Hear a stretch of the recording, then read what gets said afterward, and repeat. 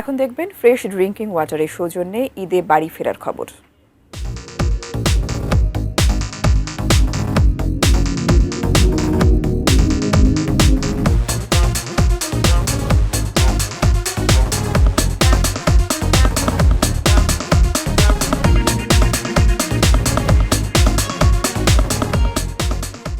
নৌপথে রাজধানী ছাড়ছেন দক্ষিণবঙ্গের মানুষ। সদরঘাট থেকে সে খবর নিয়ে যুক্ত হচ্ছেন সহকর্মী সাদিয়া আফরোজ।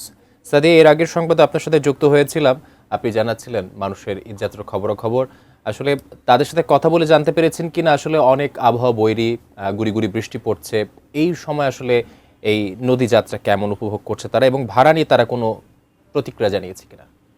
এই চতুর্থ দিনে আমরা দেখতে পাচ্ছি বেলা গড়ানোর সাথে সাথে লঞ্চ টার্মিনাল, বিশেষ করে সদরঘাটে যাত্রীদের চাপ বেড়েছে। সকালের তুলনায় এখন যাত্রীর চাপ অনেকটাই বেশি, এবং আজকের দিনের যতটা বেলা গড়িয়েছে, অর্থাৎ যত সময় যাচ্ছে তত আমরা দেখছি যে যাত্রীর চাপ বাড়ছে। এবং এই যে কিছুক্ষণ পরপর এখান থেকে লঞ্চ ছাড়ছে, যদিও দুপুরের দিকে আমরা জানি যে আবহাওয়ার কারণে লঞ্চ চলাচল বেশ কিছুক্ষণ বন্ধ ছিল, তবে এখনও কিন্তু আবহাওয়া একেবারে পরিচ্ছন্ন নয়। আকাশে মেঘ আছে, বৃষ্টি হওয়ার শঙ্কা আছে।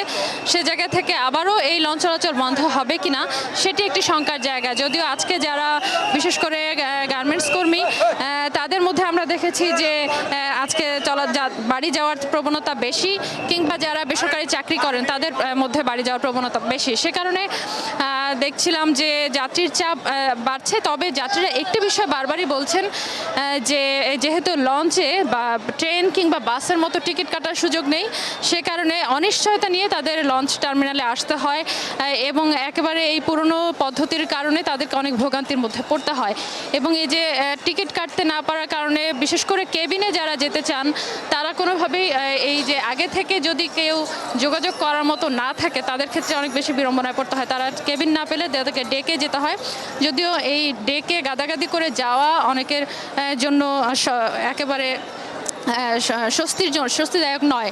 সে জায়গা থেকে সেই ভিড় তো রয়েছেই, ডেকের মধ্যে সেই ভিড় তো রয়েছেই, একই সাথে লঞ্চ ঘাটেও আমরা দেখছি যে অনেক বেশি ভিড়। এবং যাত্রীরা বলছেন যে এই আজকে হয়তোবা যে ভিড় আছে, আগামীকালকেও একই পরিমাণ বা তার চেয়েও বেশি ভিড় হওয়ার সম্ভাবনা রয়েছে। তবে তারা চান যে স্বস্তিতে বাড়ি যেতে এবং স্বস্তিতে ঈদ করে আবার এই রাজধানীতেই ফিরতে।